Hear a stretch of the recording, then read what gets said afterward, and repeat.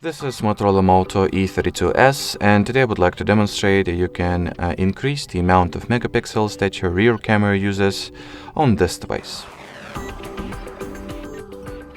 So to begin with, basically what you are achieving by increasing the amount of megapixels in which your picture is being shot at is that you will get more details at the final product or inside the final photo.